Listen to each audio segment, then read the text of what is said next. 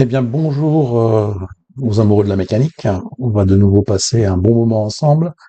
Je suis de nouveau, je suis tombé là sur une pépite, un tutoriel sur Katia V5, comme toujours. Le voici, je vous mettrai le lien dans la description, où il s'agit de modéliser une bielle pour un moteur thermique 4 cylindres. Voilà.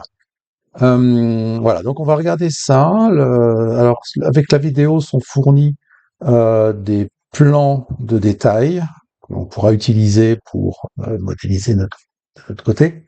Sachant que lorsqu'on regarde un petit peu ces plans de détail, on s'aperçoit que déjà au niveau du schéma de cotation, on n'est pas sorti des problèmes dans le sens où il n'y a pas d'axe, il n'y a pas d'anthrax, il n'y a pas d'anthrax notamment pour les paliers principaux de la bielle.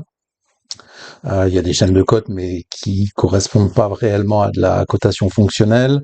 Il y a un corps de bielle là ici qui est dessiné.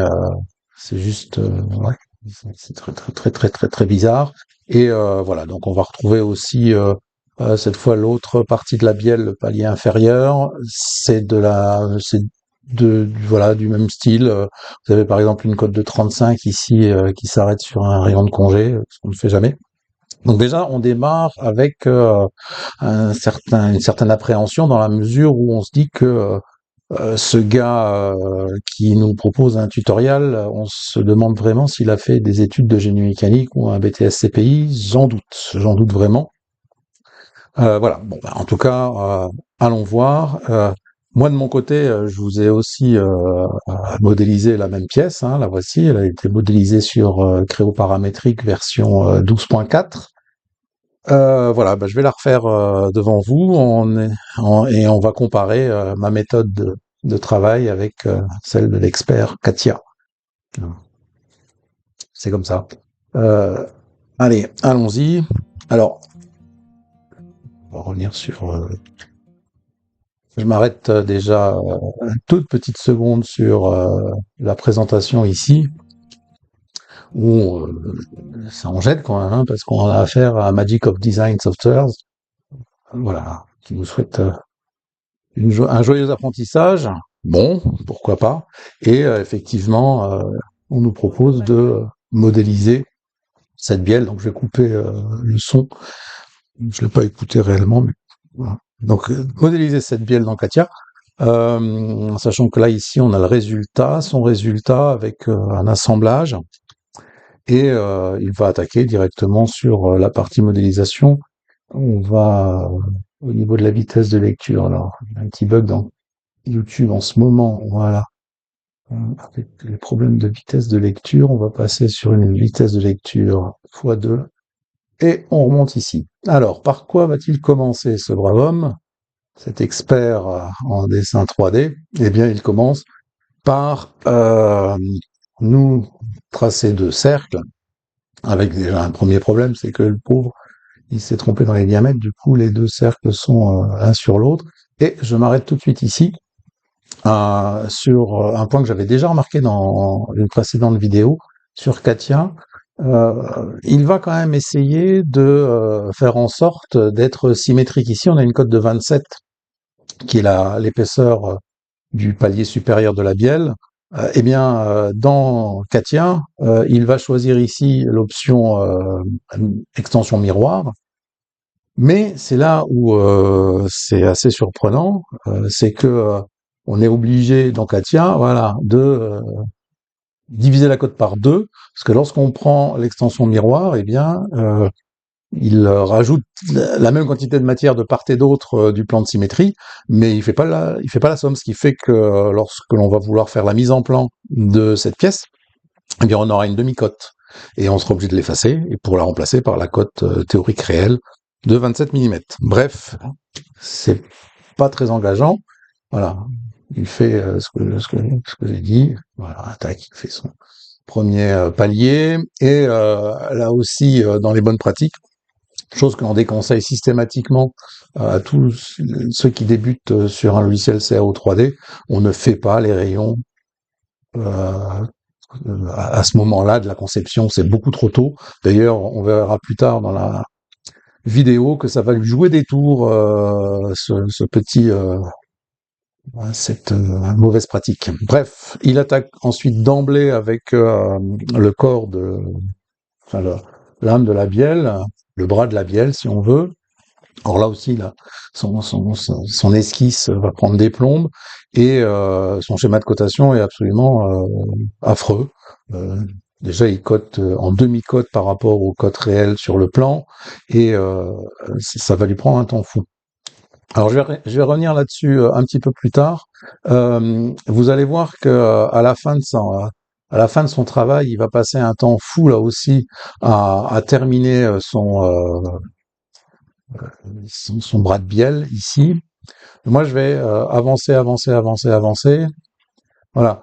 Euh, pour terminer le bras de la bielle ici, eh bien, euh, il en est à redessiner carrément complètement le palier inférieur, pour le coup, avec l'esquisse complète, quasiment complète du palier inférieur, pour pouvoir placer son rayon ici. Et ensuite, il va tout dégager pour le refaire une deuxième fois. On le voit ici. Une fois qu'il a fait cette forme-là, il recommence complètement une esquisse, donc il fait deux fois le travail pour réaliser cette fois la partie palier inférieur. Bref, euh, notre bonhomme, euh, disons que c'est pas le plus grand expert que je connais. Normalement, lorsqu'on doit concevoir comme ceci une pièce mécanique qui a une fonction bien particulière, c'est de relier le vilebrequin à l'axe du piston, on va essayer de réfléchir de façon fonctionnelle. La première cote qui est importante, c'est la cote d'anthrax.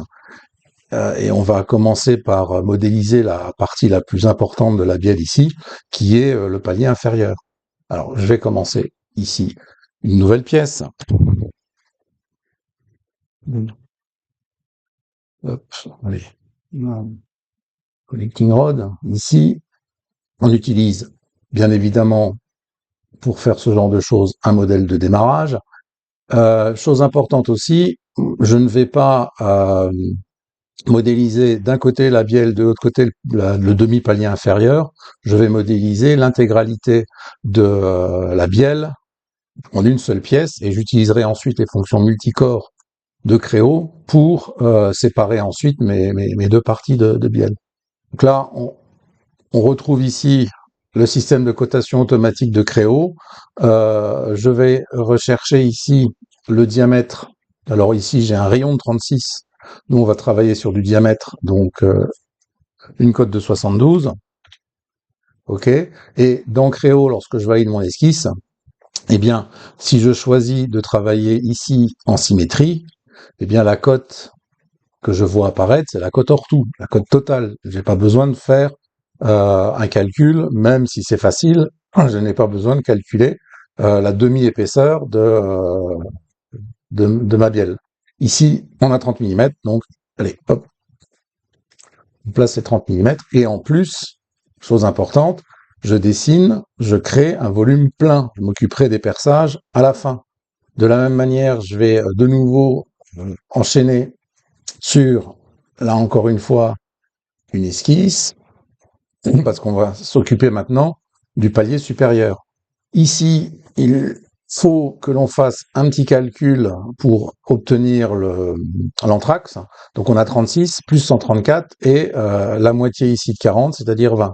36, 134 plus 20. 36 plus 134 plus 20.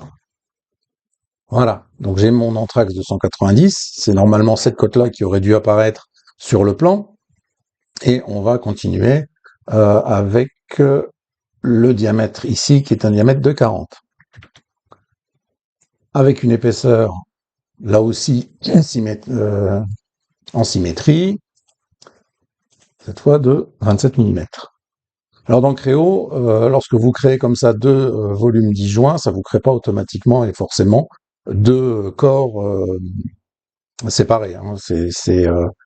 Ça n'a absolument aucun rapport. C'est pas pour ça qu'on va utiliser le multicore.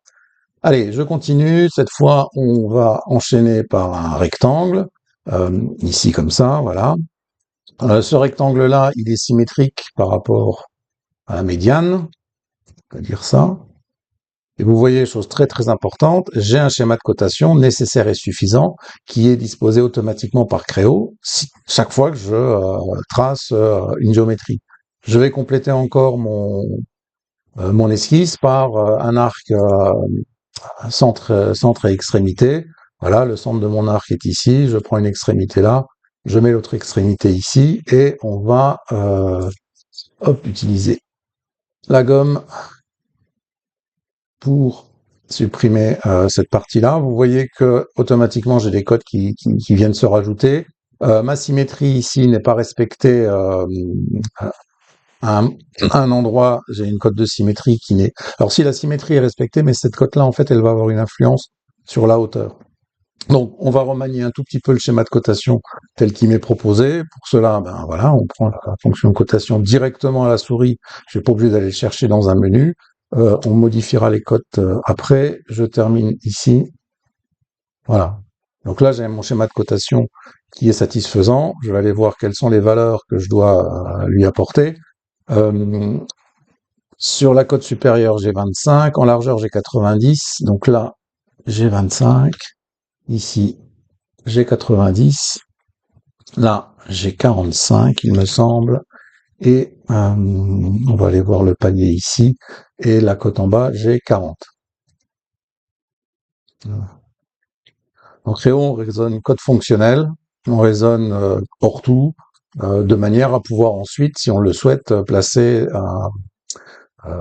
des tolérances, notamment tolérances dimensionnelles.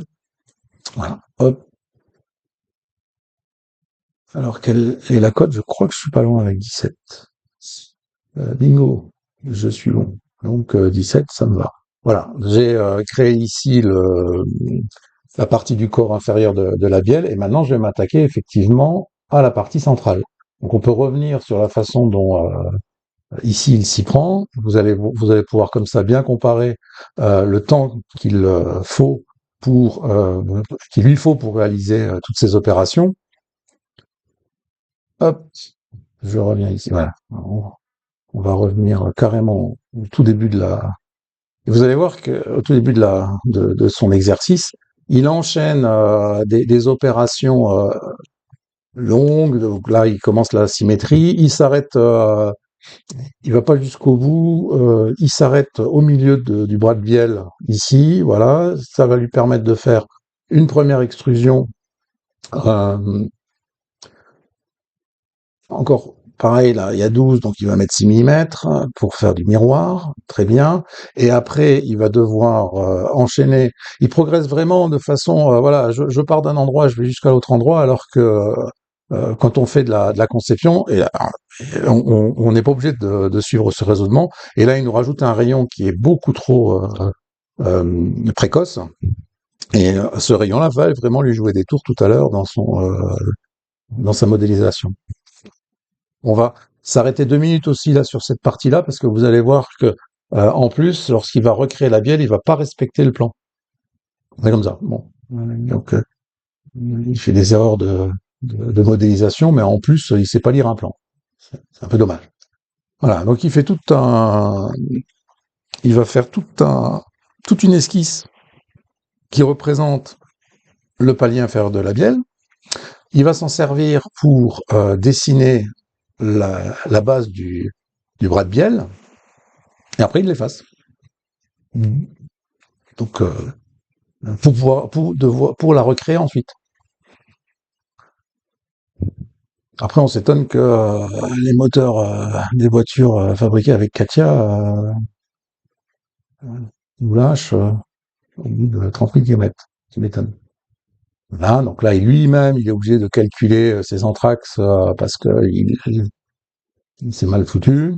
Et vous allez voir que déjà, en plus, pour placer sa cote, le fait d'avoir placé les rayons beaucoup trop tôt dans sa conception, ça va lui poser des problèmes. Il va avoir du mal à aller choper juste le point là entre les deux rayons. Ça lui pose des problèmes. Finalement, il la chope, ok. Et puis voilà, laborieusement, euh, voilà, très laborieusement, positionne ces éléments de construction pour finalement placer donc un rayon.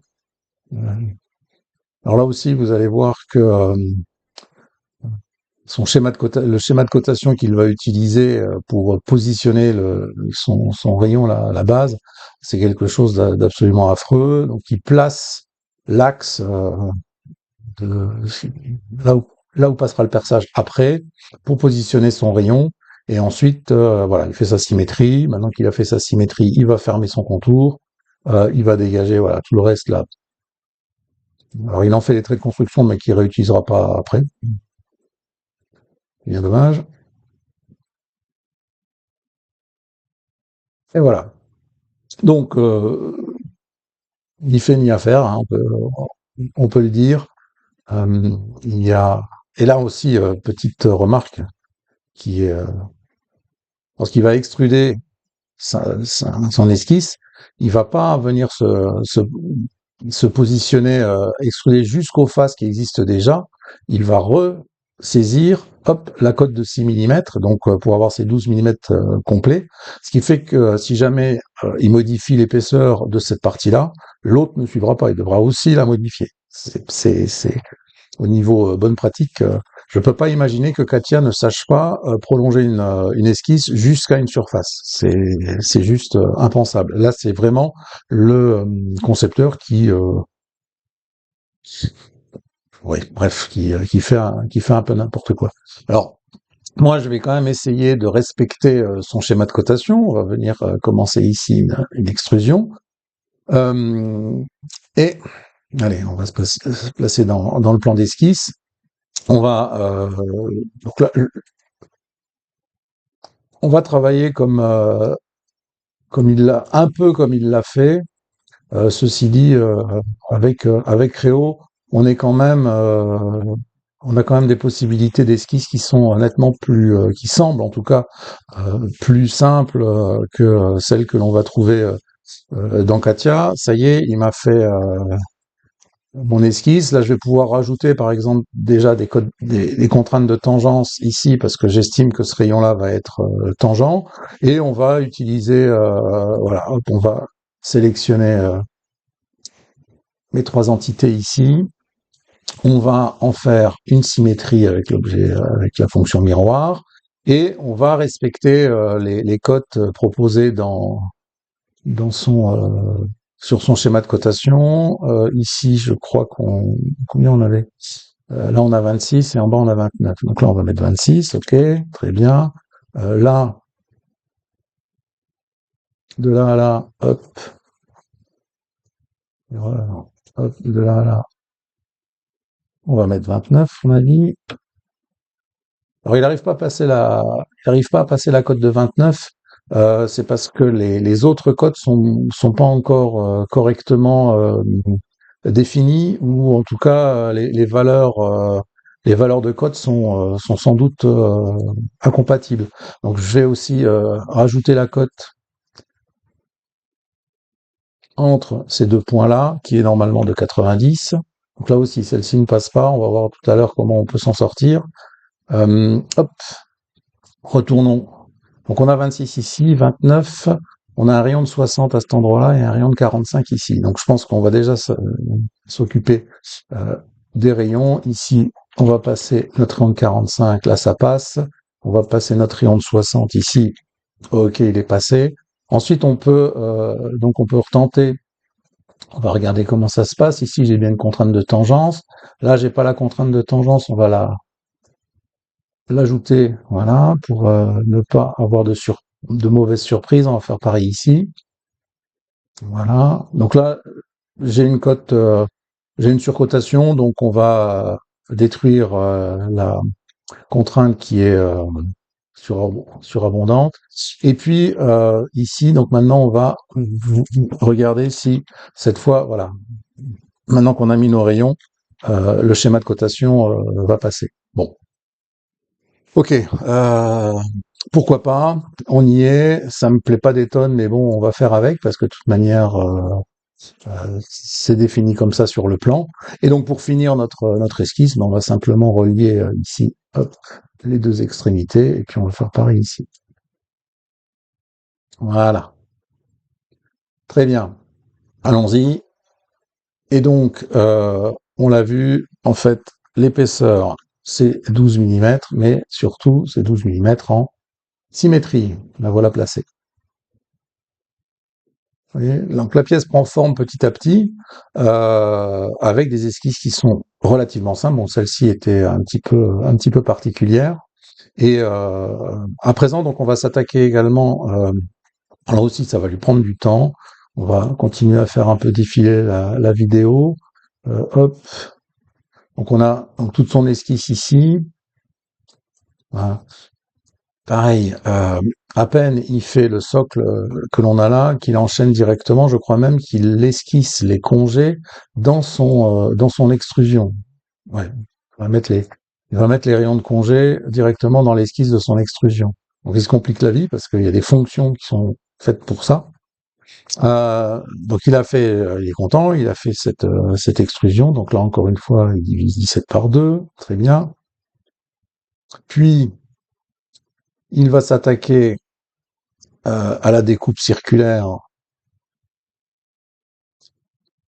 Voilà, c'est beaucoup de choses. Hein. Je vous laisse aussi admirer la disposition des différentes zones de menu dans Katia. Il est obligé d'aller cliquer à droite, à gauche, en haut, en bas, en dessous, voilà, poum. Ah, maintenant je découpe, je clique ici, etc. Enfin, c'est au niveau ergonomie. Et là encore au niveau ergonomie, c'est juste la catastrophe. Et visiblement, ce gars-là ne sait pas ce que c'est qu'une découpe à travers tout. C'est-à-dire que là, pour traverser toute la pièce, regardez bien ce qu'il va faire sur la profondeur. Hop, il va venir simplement se débrouiller pour que son extrusion dépasse l'épaisseur de la bielle. C'est une hérésie. C'est une hérésie. En CAO, on va utiliser des fonctions à travers tout ou jusqu'au suivant, mais jamais on ne met de code de profondeur lorsqu'on sait que la découpe doit passer à travers toute la matière. Voilà. Donc ne faites pas ça. Il vient de refaire une grande découpe qu'il va maintenant remplir de matière. Tant qu'à faire, hein, autant perdre du temps. Repassant par une esquisse, il a du mal à retrouver son centre, donc il va de nouveau retracer un trait d'axe. Euh, puis il va bricoler pour obtenir une concentricité ou un alignement, voilà, coïncidence. Ah, pareil avec sa façon de cote. Il remet une cote de diamètre de 72 alors qu'elle existe déjà. Il coupe son esquisse et il fait sa découpe. Alors, Katia, soit on multiplie par deux, soit on divise par deux, mais on n'a jamais la cote théorique voulue. C'est ce que je sais. C'est complètement, c'est complètement absurde. Voilà. Ouf, il est arrivé. Et après, il va attaquer. Alors, c'est quelque chose, c'est une obsession chez lui. S'il peut pas faire ses rayons tout de suite, il est pas content. On a le temps de faire les rayons coco. Bon, bref, il le fait. Pareil, il va attaquer. Là aussi, il respecte pas son plan parce que là, il va nous passer des rayons alors que sur le plan, ce sont des chanfreins. Ah, ouais, ouais. Connaît peut-être pas la fonction chanfrein. Et on va attaquer maintenant. Ah oui, bon, il attaque les perçages. Ça, on le verra plus tard. On va, on va regarder comment il s'y prend pour creuser l'âme le bras là, de la bielle. Donc ça aussi, c'est un grand moment. Ça dure longtemps aussi. Donc on accélère. Il fait des voilà cercles, tangences. Il se décale d'une certaine quantité par rapport au bord de la pièce, etc. Euh, tout ça est fort compliqué. Avec voilà, il ajuste. Pareil, il ajuste. Et ici, il va faire ses rayons en même temps que moi. J'ai choisi de faire un autre choix, Euh, sachant que par rapport à ce qu'il fait là, si on vient regarder son plan, ça ne correspond pas. Alors, sur le plan ici, ça tire tout droit et c'est bord à bord, alors que lui, il laisse de la matière. Bon, à la limite, on s'en fiche. À la limite, on s'en fiche. Donc chez moi, ce que je vais faire ici, c'est que je vais partir donc, sur mon plan médian. On va refaire une extrusion. OK. L'extrusion, allez, on va se mettre en vue d'esquisse. On va commencer par se positionner ici, allez, hop, on va pas insister, on va le mettre tangent comme ça directement ici. Ensuite, on peut directement donner son diamètre. En fait, si on respecte son schéma de cotation, on a affaire à un rayon. Voilà, donc Réo, je peux très facilement changer cela. Ensuite, on va se faire, voilà, faire une ligne qui part comme ça, une autre ligne qui part comme ça, et ensuite, je vais utiliser les fonctions les contraintes de parallélisme pour rendre cette ligne-là parallèle à celle-ci. Euh, Petite précipitation, voilà, celle-ci parallèle à ça. On y est. Ensuite, ce que l'on va faire, c'est que ici, on va sélectionner un arc centre, ici, voilà, comme ça. Alors, ce que je vais faire avant, hop, moi aussi, hein, j'ai le droit de patauger un peu, il n'y a pas de raison. Voilà, comme ça, c'est bien. Et puis ensuite, on y va. On prend notre arc ici, on vient choper là sur la tangence, on tire par ici, on fait la même chose. Hop, vous voyez qu'il me repère lui automatiquement les contraintes dont j'ai besoin. Ici, hop, j'ai chopé la tangence, je m'éloigne à cet endroit-là, et on termine ici, on fait la même chose. Hop,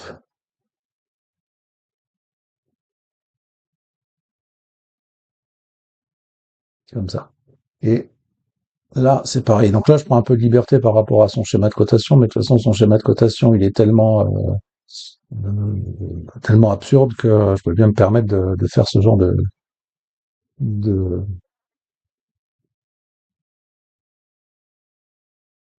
d'hypothèse. Voilà, comme ça, c'est pas mal. On va supprimer ces extrémités-là. Voilà, du coup, hop, il a été un peu trop loin. Donc, on va l'aider. On va mettre une petite ligne au centre ici. Ouais.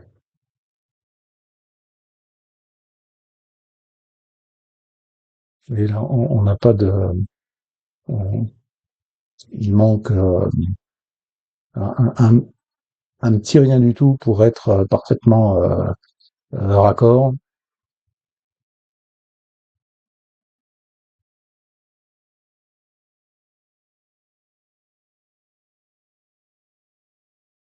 Et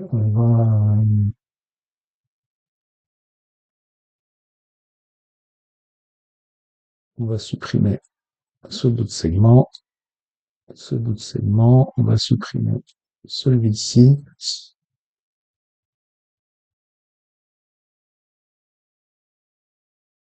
Et là, les deux là, on va les rendre coïncidents.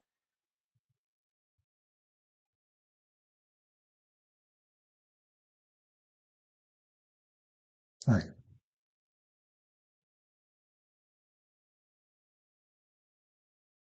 voilà. On y est presque. C'est vrai que c'est une esquisse qui est pas très simple. Si on veut respecter euh, l'intégralité des conditions ici. Bon, voilà, on est bien. En fait, après, une fois qu'on a fait tout ce travail, c'est qu'on se retrouve avec une esquisse où il n'y a plus qu'une seule cote qui pilote l'intégralité de la fonction. Donc ça me va bien.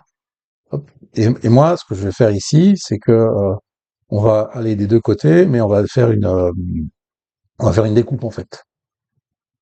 On va découper la matière, on va enlever la matière, jusqu'au suivant ici, voilà. Ça c'est fait. OK. Et pour du coup, on va pouvoir directement maintenant, hop, venir choper les deux arêtes que l'on a là. Et sur ces arêtes, on va venir rajouter directement notre rayon de congé, qui fait 8. Voilà.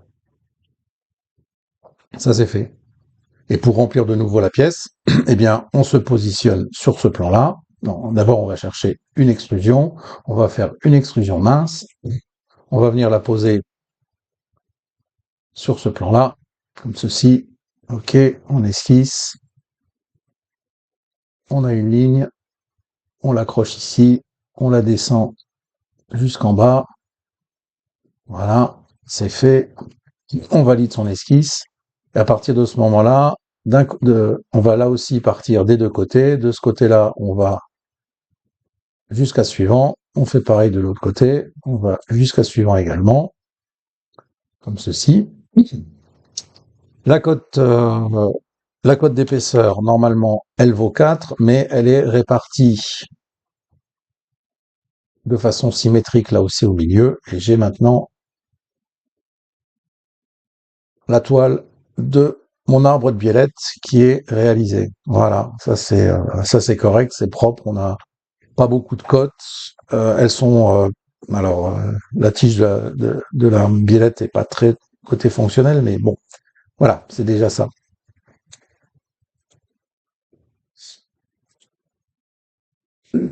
Donc lui, il va intégrer ses rayons directement dans son esquisse.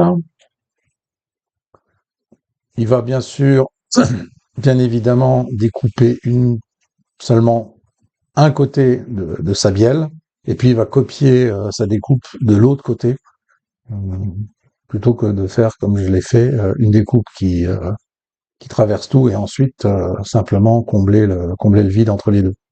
C'est là où il est embêté par son rayon, il est obligé de le dégager. Voilà. Donc créer les rayons trop tôt dans une esquisse, c'est jamais dans une pièce 3D, c'est jamais bon. Il est préférable d'attendre le plus tard possible. On fait le et pareil pour les découpes. On a bien le temps de faire les découpes. Voilà, il fait son rayon tout autour, il copie la découpe et ensuite il va copier son rayon. Alors, dans Créo, pour les rayons, on n'est pas embêté parce qu'en fait, on va être capable de récupérer avec directement le bouton droit de la souris ce qu'on appelle les arrêts d'intention de conception. Donc à partir de ce moment-là, hop, directement, on a la totalité des arêtes. Je fais mon rayon et du coup, le rayon, il est automatiquement placé des deux côtés. Donc là, on est plutôt propre. Et maintenant, si je le souhaite, je peux placer, pourquoi pas, là aussi c'est pareil, un rayon de ce côté-là et un rayon de ce côté-là. Et là, sur Créo, ça lui pose vraiment aucun problème de placer un rayon ici, euh, parce que pourquoi pas. Et puis on peut faire on peut encore rajouter l'arête qui est ici et l'arête qui est là. Voilà. Là, maintenant, j'ai fait mes rayons, je peux les faire parce il y a plus grand-chose qui gêne, quoi. On verra après pour les chanfreins. Ok. Pareil, maintenant qu'on en est là et qu'on a à peu près fait toutes les fonctions qui risquaient d'interférer avec les découpes ou les perçages, on va pouvoir se positionner sur les perçages. Je vais prendre ici l'axe et le plan. Je vais aller chercher la fonction de perçage. Lui, par défaut, il a compris qu'on devait être coaxial. Très bien. Euh, je crois que le diamètre ici, c'est diamètre 20. Mais il fait le diamètre.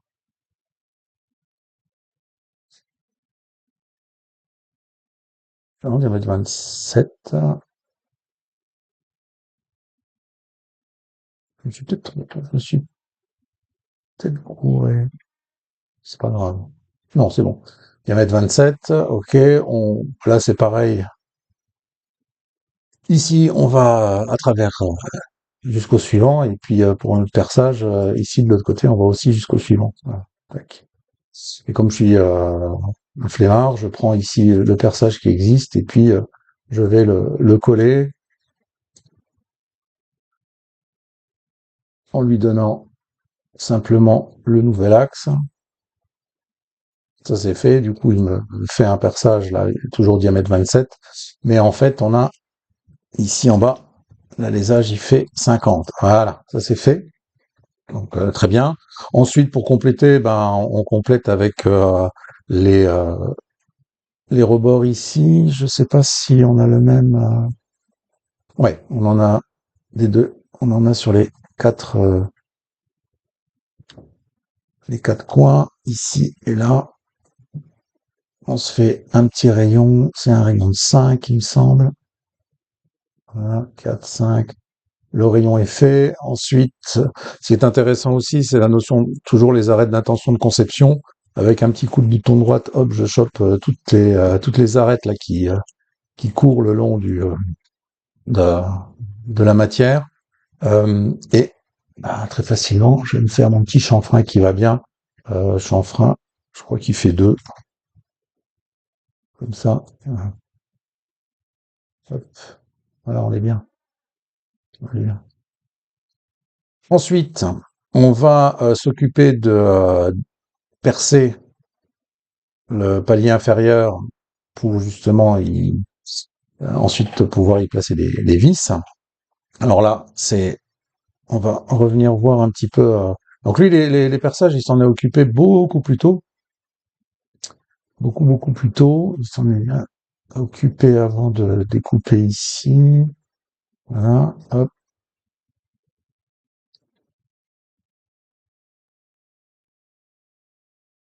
je crois que c'est là. Voilà. Alors c'est pareil, c'est assez long, c'est assez laborieux. Ah oui, ça aussi. Fermez vos yeux, ceux qui font de la mécanique. Le gars, il cote son trou par rapport au bord du demi-alésage. C'est une catastrophe. Euh, et alors, il nous montre une magnifique, oui, superbe bielle. Donc là, il va refaire un alésage, un alésage un petit peu plus grand pour voilà la tête de vis et rebelote. Vas-y, je redessine et il cote cette fois une différence de diamètre de 1 mm. Bon, pourquoi pas? C'est pas comme ça qu'on fait, mais en symétrie. Et vous remarquez que c'est toujours pareil. Il met des valeurs pour les cotes là où normalement la découpe devrait traverser toute la matière rencontrée. Voilà, c'est comme ça. Il sait peut-être pas, il a pas vu les autres tutoriaux. Nous, sur la pièce ici, on va utiliser une technique assez sympathique qui consiste à passer par une esquisse. Pour l'instant, je vais pas utiliser d'esquisse externe. Là, je vais le faire à cet endroit-là. On va juste venir positionner des points. On en met un ici, on en met un ici. On va gérer la symétrie de ces points par rapport, encore une fois, à la médiane ici, voilà, tac. Et au niveau de leur cotation, on va coter l'anthrax, bien évidemment. Et je crois que ça fait 70. Voilà, sauf que je m'aperçois que il n'a pas pris la bonne référence.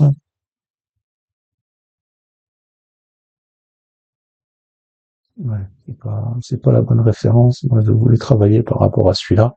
Donc, vous voyez, c'est pas grave. Dans Créo, je peux facilement changer mes références de mon esquisse. Très bien. Donc là, j'ai mes deux points. Et par rapport à ces points, je vais pouvoir justement aller choisir comme schéma de cotation pour mon perçage euh, l'esquisse que j'ai créée ici. Et du coup, il me fait les deux perçages. Donc là, en fait, ce que je veux faire, c'est un perçage standard, mais en fait un perçage un trou de passage sur un perçage. Donc là, en fait, vu les codes qu'ils utilisent, là, je les ai pas dans mes ISO ici. On va aller chercher ceux-là. Ils sont plus complets. Ouais, hop. C'est des trous, c'est un perçage, c'est du M7 qu'il utilise.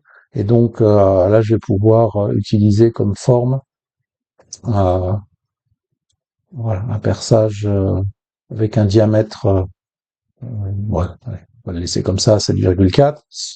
Et au niveau de la profondeur, il est true next, c'est-à-dire jusqu'à la suivante. Et vous voyez que comme j'ai pris l'esquisse, il m'a fait le même perçage sur les deux points. Donc là, je suis dans ce sens-là, c'est bien. Ok. Et je vais regarder un truc.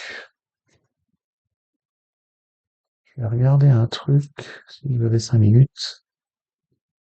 Parce que au niveau de la forme, voilà, on peut aussi directement rajouter le dégagement au-dessus, en automatique, avec ici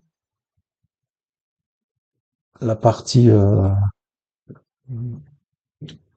avec 13 millimètres sur une hauteur de 7 millimètres.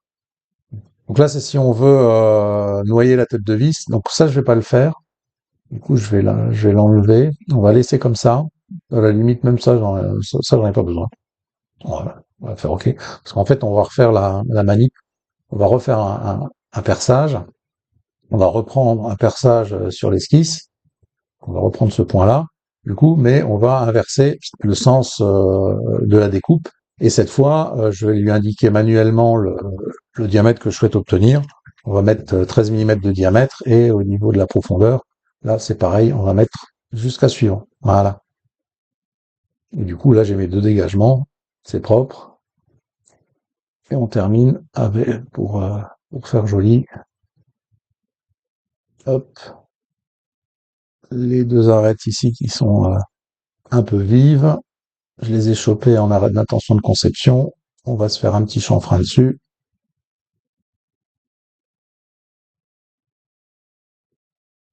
Alors 2, ça commence à être un peu important. Voilà, on va casser tout ça. Ah oui, il m'a pris du... Voilà, on va aller. Faisons comme ça. Voilà, c'est parfait. Et puis pour faire encore plus sympa, je crois qu'il y a des rayons ouais, ici, là-haut. Euh, ouais, c'est chanfreiné. Il a encore un petit truc sur le bord de sa bielle. Donc on va terminer ça euh, pour faire joli. Hop, ces rayons-là, avec la touche contrôle, je les ajoute à ma sélection. C'est fait. J'ai directement la fonction au bout de ma souris. Euh, Pourquoi pas rayon 2. Je sais pas combien ils mettent. Bon, on va laisser le rayon 2, comme ceci. Et puis ici, sur les sur ces arêtes-là, on va faire un petit chanfrein, c'est sympa.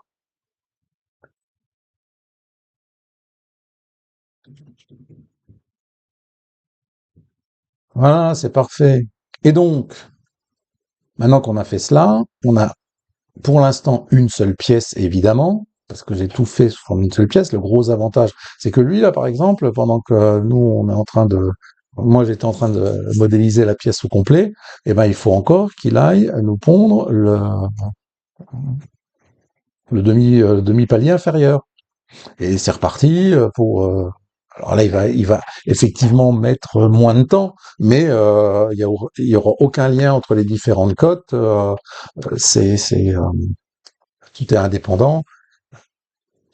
C'est ni fait ni à faire. Ah, si. Alors j'ai vu une autre vidéo d'un gars qui faisait aussi une biellette comme ça sur Katia et je sais qu'ils ont des fonctionnalités qui se rapprochent de celles que l'on va trouver dans Creo. Ici j'ai mon corps principal et je vais pouvoir utiliser une fonction qui est la fonction split en anglais, donc découpe. Et je peux ici séparer mon corps en utilisant comme fonction de découpe ici le plan.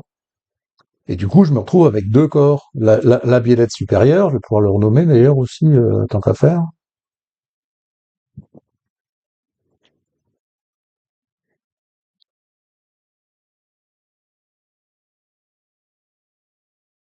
Voilà. Je vais l'appeler simplement biellette. Et celui-là, je vais l'appeler palier, par exemple.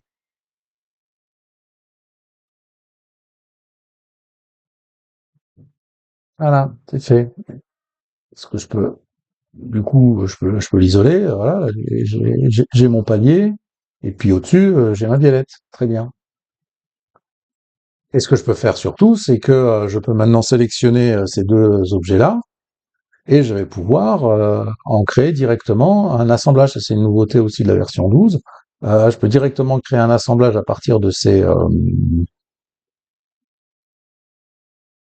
deux corps.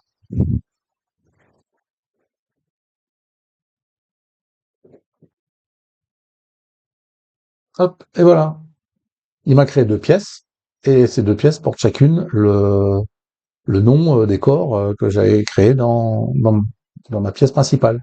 L'intérêt, c'est que comme c'est la même pièce, si si d'aventure je m'amuse à modifier par exemple le diamètre intérieur, on va mettre par exemple 50 mm ici, 55 mm au lieu de 50, eh ben, lorsque je vais retourner voir mon assemblage ici, si je régénère, hop, voilà, c'est à jour dans les deux pièces.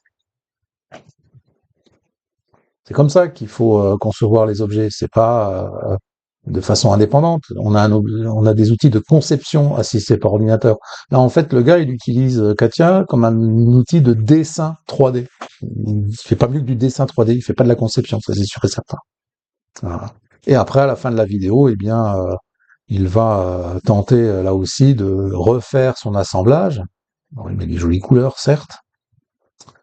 Il met il met des jolies couleurs et il remet son assemblage, etc., etc. Bref, tout ça, c'est alors que mon assemblage est déjà fait vu que c'est simplement une séparation. Les deux corps sont arrivés directement dans la bonne position. Rien que pour aligner ses axes, il a du mal.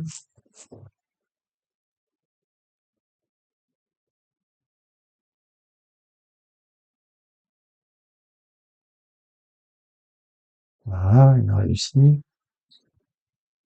Et puis,